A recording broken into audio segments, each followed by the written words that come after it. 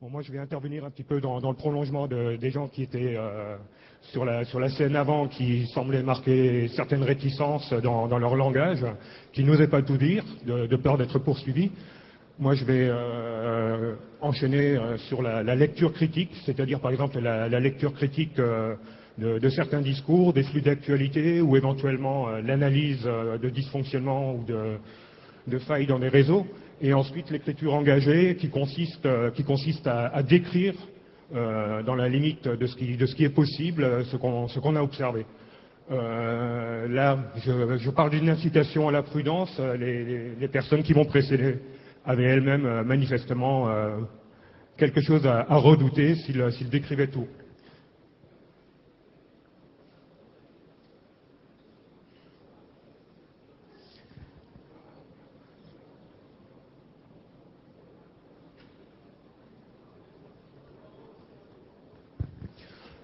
On est aujourd'hui dans une société qui croit à la résolution des conflits par la parole, et notamment dans les tribunaux.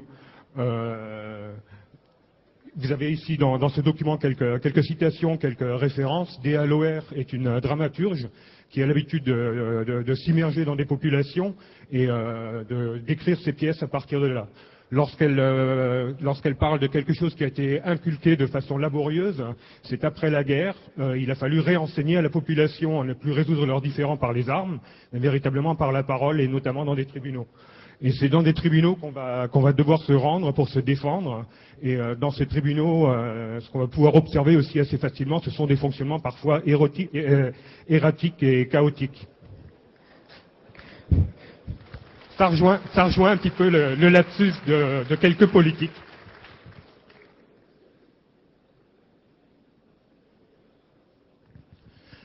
Lors de la présentation l'année dernière, un avocat était intervenu dans le cadre de la révélation précisément des failles de sécurité, des risques et des enjeux. Les risques et les enjeux sont multiples, à la fois pour ceux qui vont révéler les failles, ainsi que pour les opérateurs qui pourraient, dans certains cas, être discrédités, perdre des clients, ou éventuellement, on en parlera peut-être un petit peu plus tard, du cas de Sony qui a eu de gros problèmes après avoir été piraté récemment. Ce qui est intéressant de noter ici, c'est le déroulement dans des tribunaux, première instance, appel, cassation. Ce qu'on peut remarquer, c'est qu'on peut être dans certains cas relaxé lorsqu'il n'y a pas d'intention délictueuse et un motif légitime à dévoiler une information. En appel, dans le cas qui avait été présenté, le motif légitime avait été rejeté. Et donc, un pirate avait été condamné pour avoir publié des informations. La cassation a confirmé l'arrêt d'appel, a constaté une violation sans motif légitime et en connaissance de cause. Manifestement, la personne connaissait la loi et d'une des interdictions prévues par le code pénal. Et à partir de là, quand on parle habituellement de présomption d'innocence, dans ce cas-là, ça s'inverse. Ça implique la culpabilité de ceux qui ont publié les informations.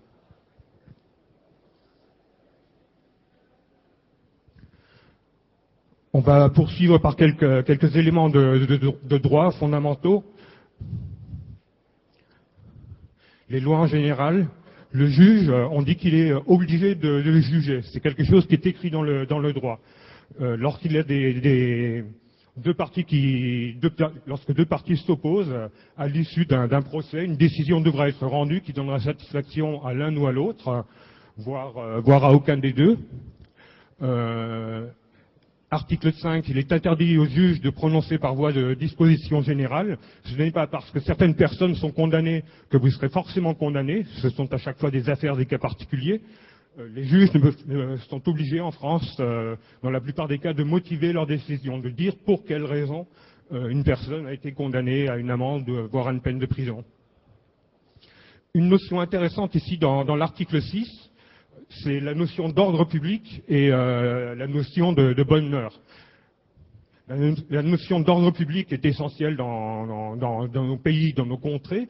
On ne doit pas, à tort et à travers, agiter ou inquiéter les populations, troubler l'ordre public, troubler les manifestations, susciter des violences dans les manifestations. on pourrait penser que des juges pourraient être hésitants. Ce qu'il faut surtout retenir ici, c'est que la justice, c'est quelque chose qui va fonctionner de manière inéluctable, va un jour ou un autre rendre théoriquement une décision. Donc, lorsque vous entrez dans ce terrain-là, c'est à vos risques et périls.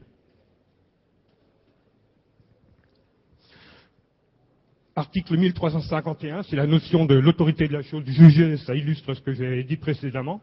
Une chose jugée ne vaut que pour les parties qui étaient en présence avec une chose à juger particulière. Si vous faites à peu près la même chose, et même la même chose, vous êtes encore un individu différent, vous êtes susceptible d'être jugé également pour des faits de nature tout à fait similaire. 1382, c'est un article intéressant. Tout fait quelconque de l'homme qui cause à autrui un dommage oblige celui-ci à le réparer. Le 1383, ça répond à une question qui s'était posée précédemment, la notion de négligence. La notion de négligence, on en a entendu parler avec le Sony PSN, accusé de ne pas mettre à jour Apache, l'une des raisons pour lesquelles il aurait récemment été hacké. Donc c'est à double tranchant. Dans un cas, les hackers peuvent être poursuivis pour avoir hacké, mais en même temps, un FAI ou un fournisseur de services sur Internet pourrait également être poursuivi pour négligence.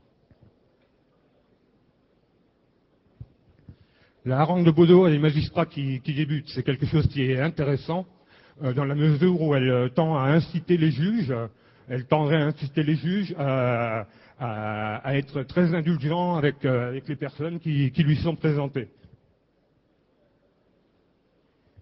Il y a d'autres textes de nature assez similaire, j'en ai pris un au hasard en citant quelques références, on en trouve beaucoup dans les classes préparatoires. Pas d'excuse jamais pour personne. Un juge qui aurait manifestement tendance à condamner systématiquement et tout le monde, quelles que soient les causes qui lui sont présentées. Donc méfiance. Un aspect important, on a parlé de piratage de réseau. Il est interdit par la loi de s'introduire dans les réseaux, de décrire dans certaines conditions des failles de sécurité. Pour les tribunaux, c'est pareil. Dès lors qu'on se met à critiquer la justice, on est susceptible d'être poursuivi, d'encourir des peines de prison, des peines d'amende parfois assez lourdes. Il y a cependant des particularités, des exceptions à la loi. Lorsqu'on communique des informations techniques, lorsqu'on commente une décision de justice ou lorsqu'on vise la révision ou la cassation d'une décision de justice, on suit des chemins normaux et acceptables pour la justice. Donc c'est le seul cas où on tolérerait une exception à ce genre de loi. La harangue de Baudot est quelque chose qui avait été écrite par un magistrat. On peut penser que ce sont de grands impunis par rapport à ce qu'on nous dit régulièrement dans la presse. Occasionnellement, il arrive à des magistrats d'être condamnés, y compris lorsqu'ils expriment des opinions. C'est le cas typique de cette harangue.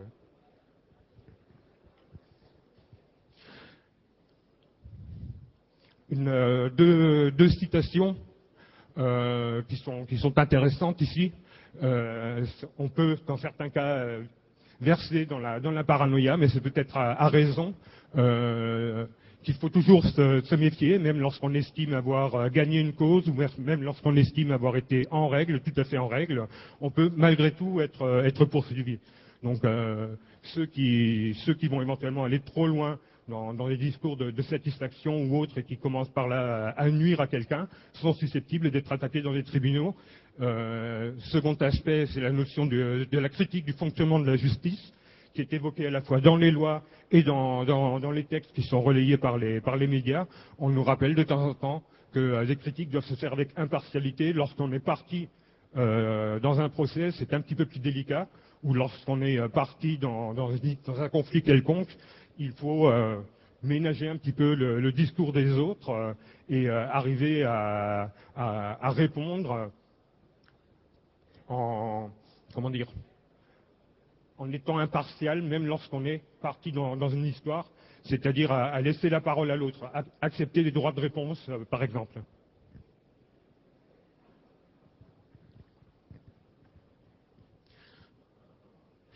Des notions qui sont importantes, celles du juste et de l'injuste du point de vue politique, du point de vue social. Ces notions, elles sont rappelées comme étant variables ici en fonction de la géographie et en fonction du temps. Quelque chose qui peut être condamnable à Paris pourrait très bien être perçu comme étant vertueux à Pékin. Ce qu'on nous rappelle ici également, c'est que les lois d'un pays, les intérêts d'un particulier, voilà les seules bases de la justice. Les lois d'un pays, on en reparlera un petit peu plus tard, par exemple avec Wikileaks. Ou juste après. La notion d'injuste ici, on la trouve régulièrement dans la presse, qui nous appelle parfois à être indignés par certaines informations. Là, ce qui est intéressant de relever, c'est que l'assignation en résidence injuste pour Julian Assange dans son manoir, elle peut être mise en relation avec les images de la maison de DSK, 600 mètres carrés au cœur de Manhattan. Dans un environnement luxueux, ce sont en quelque sorte des prisons dorées, quand même, comparées à certaines prisons. Celles de la France ont été décrites comme étant assez austères. Dans ce flot d'informations, s'agissant de lecture critique, si on s'écarte un petit peu de ces débats concernant les conditions d'emprisonnement ou d'enfermement, il faut arriver d'une façon critique dans ces flots d'informations à extraire des choses qui sont peut-être plus utiles. Le fait, par exemple, que Obama cherche de nouvelles armes aujourd'hui contre Julian Assange. Il cherchera, c'est un petit peu ce qui a été dit précédemment, la justice, lorsqu'on lui donne une pitchnette en quelque sorte, c'est une machine qui se met à rouler tout seul et à vous poursuivre éventuellement pendant plusieurs années. Roman Polanski a été inquiété il y a de ça quelques mois pour des faits commis il y a de ça 30 ans.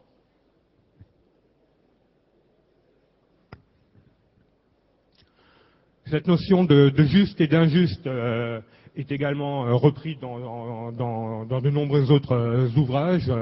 Blaise Pascal en parlait.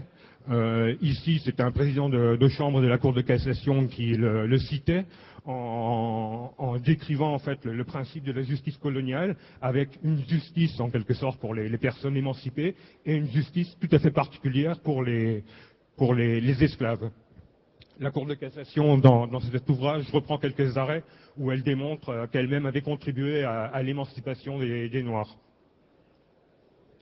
Le Code noir, l'article 1685, l'année 1685, l'article 16, défendait ici aux esclaves de s'attrouper.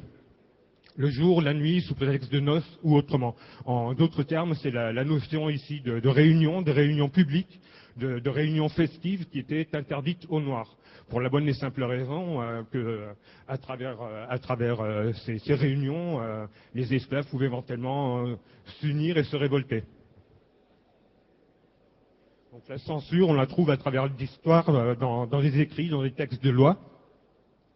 On le trouve également dans des textes français. Ici, j'ai pris quelques exemples où la notion de délit d'attroupement était définie. Un article abrogé en 1994, d'aujourd'hui un autre s'est substitué à celui-ci. En France, les manifestations doivent être déclarées, doivent faire l'objet d'une autorisation.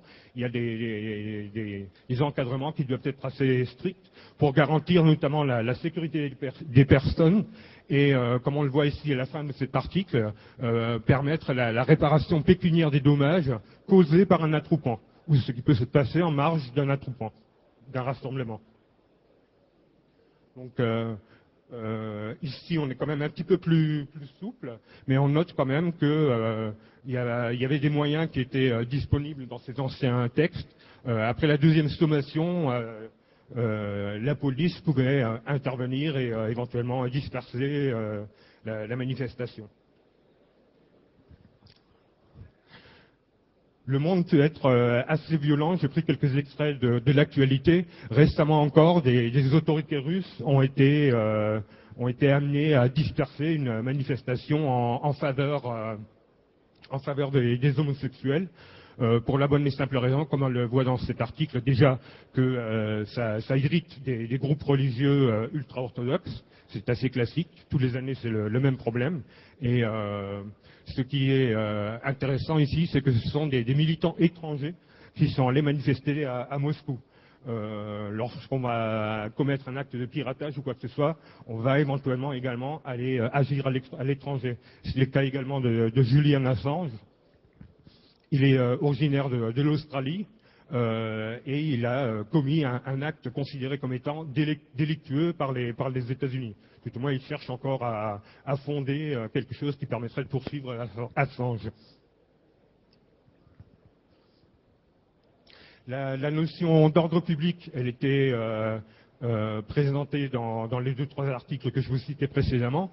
La notion d'ordre public avait fait couler beaucoup d'encre aux environs de janvier dernier, lorsque Michel Alliot-Marie avait souhaité proposer ses services à la Tunisie pour maintenir véritablement l'ordre dans cette région, avec malgré tout un souci de maintenir cet ordre dans la sécurité. On a l'habitude en France de disperser des manifestations sans utiliser des armes particulières.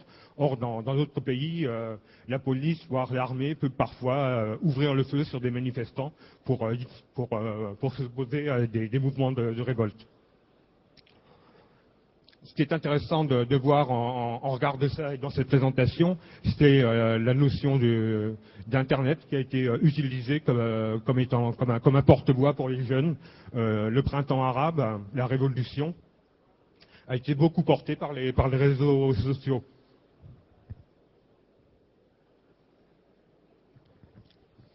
Beaucoup porté par les réseaux sociaux qui font l'objet de critiques très régulièrement par rapport à des dérives qu'on peut observer sur Internet, notamment par exemple des propos racistes, des propos incitant à la haine.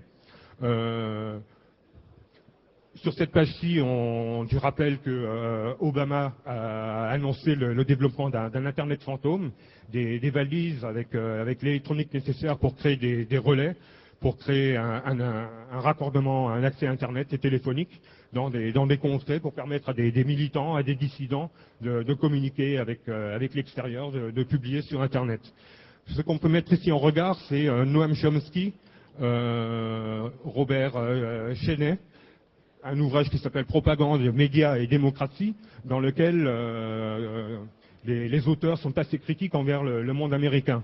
Ce genre de valise, si elle permettait à des réseaux externes de s'infiltrer aux États-Unis, de déstabiliser le pays, ce qui peut être l'objectif dans le cadre de dictature ou d'État étranger, les Américains crieraient immédiatement au scandale et au terrorisme, se mettraient à poursuivre les concepteurs de ces valises.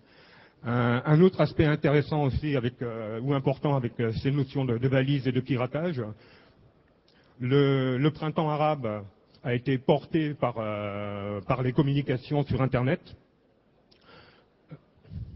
En tant que hacker, en tant que pirate, il peut y avoir ici une responsabilité assez importante. Si vous arrivez à pirater ce genre de système, si les communications, le secret des communications est rompu, assez rapidement des utilisateurs de ces réseaux et de ces valises pourraient être poursuivis par les régimes locaux en tant que pirates, en tant que traîtres, en tant que traîtres pour les nations, en tant que personnes hostiles au pouvoir en place. J'ai rappelé un ou deux extraits aussi d'arrêt de la Cour européenne des droits de l'homme, des références.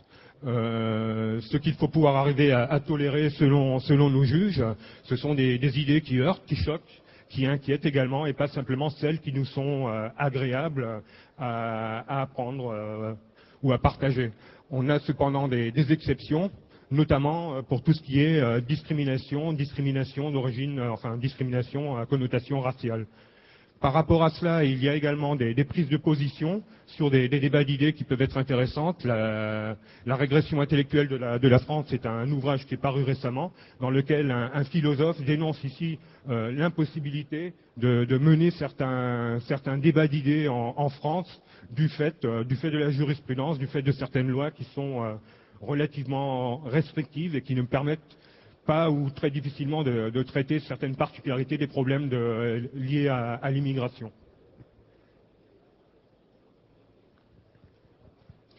Un ouvrage intéressant ici, c'est un ouvrage qui, dans le domaine de la liberté d'expression, c'est un ouvrage qui pose un certain nombre de questions et qui est un recueil de jurisprudence.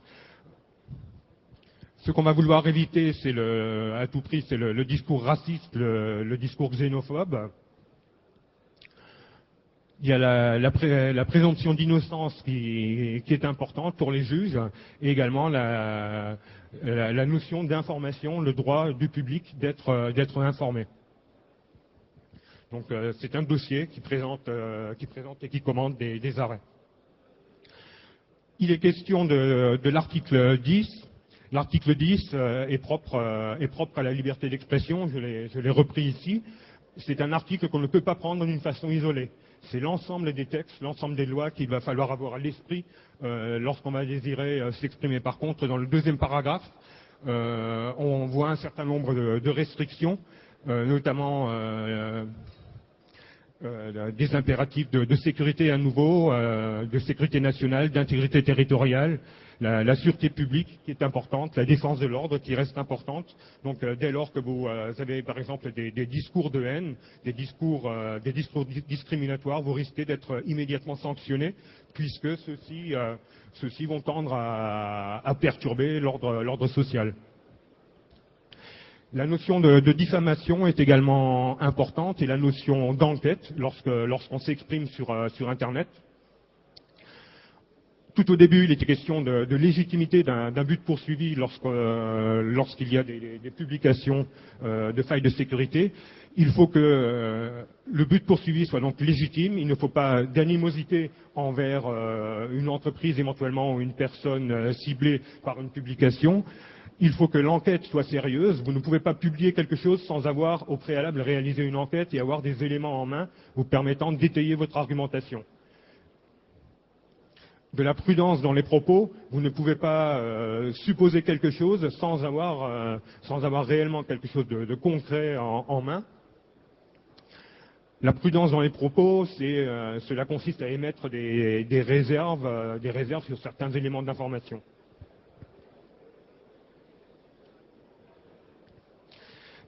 Il y a des exceptions dans le domaine de la liberté d'expression. Des faits diffamatoires peuvent être prouvés, c'est-à-dire l'imputation de faits précis ou l'imputation de failles. Les exceptions concernent principalement la vie privée de la personne. Et on ne peut pas non plus rappeler des faits qui ont été amnistiés ou des faits pour lesquels une personne a par exemple été réhabilitée.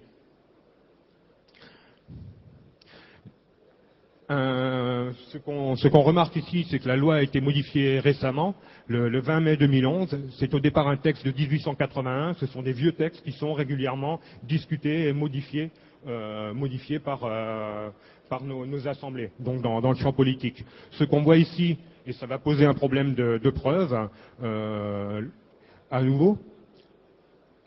Précédemment, on ne pouvait pas parler de faits qui s'étaient produits il y a plus de 10 ans. Cet article a disparu, mais se pose à nouveau le problème de la preuve. La notion de preuve, elle est reprise ici, dans les articles 9 et 265. Article 9, il incombe à chacun de prouver ses prétentions. Internet est un cas particulier, vous avez des informations qui peuvent apparaître et qui peuvent disparaître. Lorsque l'information a disparu et que vous n'en avez aucune preuve, aucun élément, vous pouvez être en difficulté devant un tribunal pour arriver à prouver véritablement des faits qui, par exemple, des faits diffamatoires dont vous auriez été victime. On passe ici par les constats d'huissier, un élément qui pose un problème dans la mesure où les éléments dans des forums ou dans des blogs peuvent être assez volatiles. Les huissiers ne sont pas forcément disponibles pour faire des constats et ces constats, d'autre part, pour un particulier, sont relativement coûteux. Un autre élément intéressant ici, il doit y avoir un certain nombre d'experts parmi vous, c'est la notion d'expertise dans les tribunaux. Le juge, dans le cadre d'une affaire, c'est lui et lui seulement qui peut décider de désigner un expert lorsqu'il l'estime nécessaire. C'est le juge également, dans une ordonnance, qui va fixer les chefs de la mission de l'expert, c'est-à-dire la nature des conclusions, des observations qu'il devra faire et orienter peut-être dans certaines situations ses conclusions. Ces ordonnances aujourd'hui peuvent être frappées d'appel, mais la grande difficulté dans ces cas-là, ce serait éventuellement de faire valoir des arguments techniques par rapport à un expert qui aura été choisi par le juge et auquel le juge se référera. Une notion importante ici, c'est le non-recours à la justice. On a beau dire qu'en France, la justice est gratuite. Un certain nombre de personnes sont à l'aide juridictionnelle et peuvent bénéficier d'un petit soutien pour avoir un avocat. S'ils n'ont pas les constats d'huissier qu'il faut payer de sa poche, ils n'auront pas accès au tribunal. Une personne qui n'a pas accès à l'aide juridictionnelle va devoir payer ses constats d'huissier, va devoir payer son avocat, et il n'est pas toujours certain que ces procédures aillent jusqu'au bout.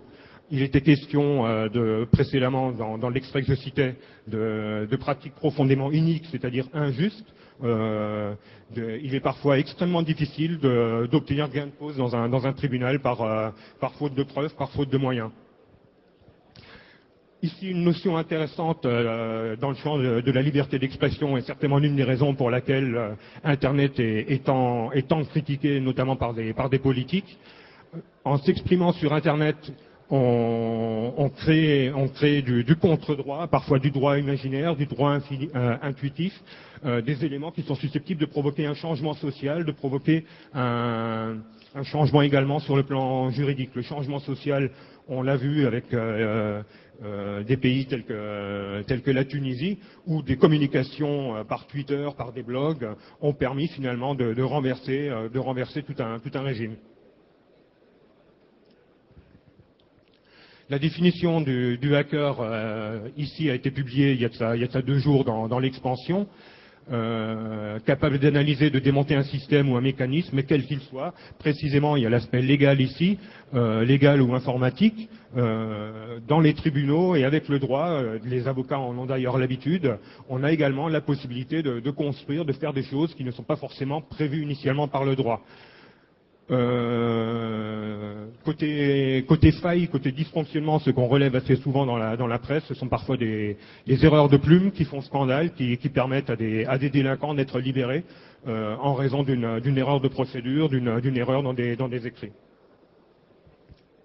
Un blogueur doit-il rester anonyme? Il est question de valises qu'il est possible de remettre qu'il sera possible à un moment de remettre à des dissidents pour qu'ils puissent s'exprimer sur Internet. Nous, en France ou ailleurs dans le monde, on a des possibilités de rester anonyme. Un avocat ici en parlait.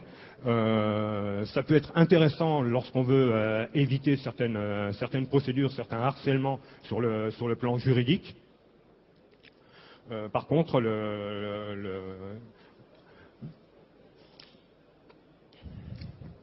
ce qu'il rappelait surtout ici, c'est que la levée de l'anonymat sur un internaute rendrait les plaintes plus faciles.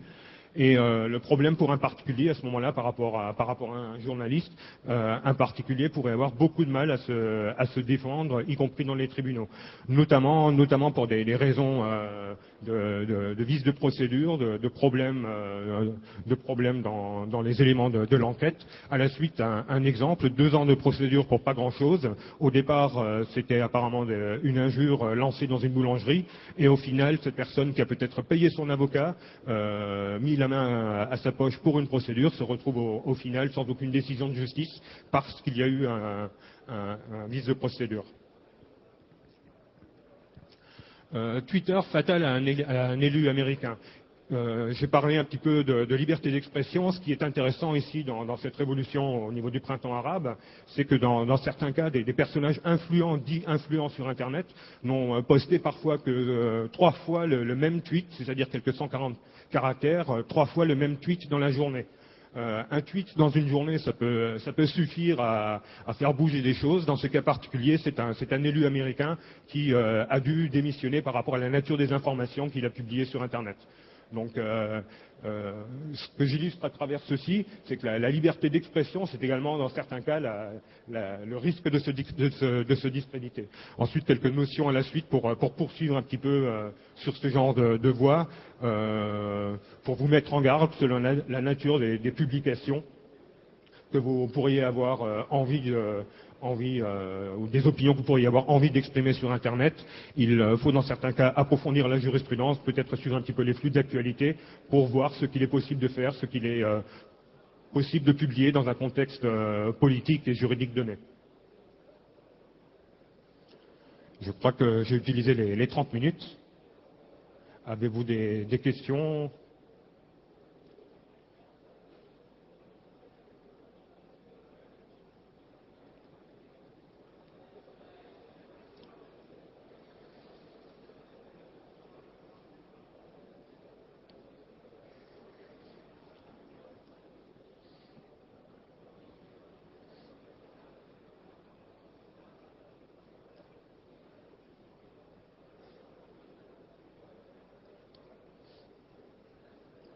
Allô, allô. Bonjour. Vous parliez tout à l'heure d'anonymat concernant les blogs notamment, par exemple. Ma question, en fait, c'était est-ce que la police a le droit de lever cet anonymat sur une enquête directement, sans en faire référence directement au procureur, par exemple? De ce côté-là, en France, les choses ont un petit peu changé. Par le passé, il fallait qu'un juge d'instruction soit désigné, et c'est ce juge qui pouvait envoyer une requête auprès d'un fournisseur d'accès Internet. Depuis quelque temps, un certain nombre de pouvoirs ont glissé vers le parquet, le ministère public, ce qui fait que le procureur, par exemple, peut missionner la police pour aller récupérer des informations auprès d'un FAI. Donc ça échappe un petit peu au contrôle du juge. L'anonymat sur Internet, je n'y crois pas trop, sauf si vous allez vous connecter sur un hotspot Wi-Fi, quoi. Ok, merci. Mais dans certains cas, il peut être intéressant aussi de bloguer en n'étant pas anonyme, précisément pour affirmer, pour soutenir véritablement un discours dans un blog, quoi.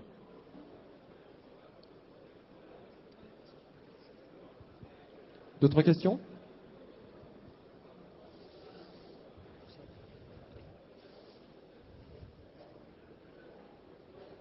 Pas de questions?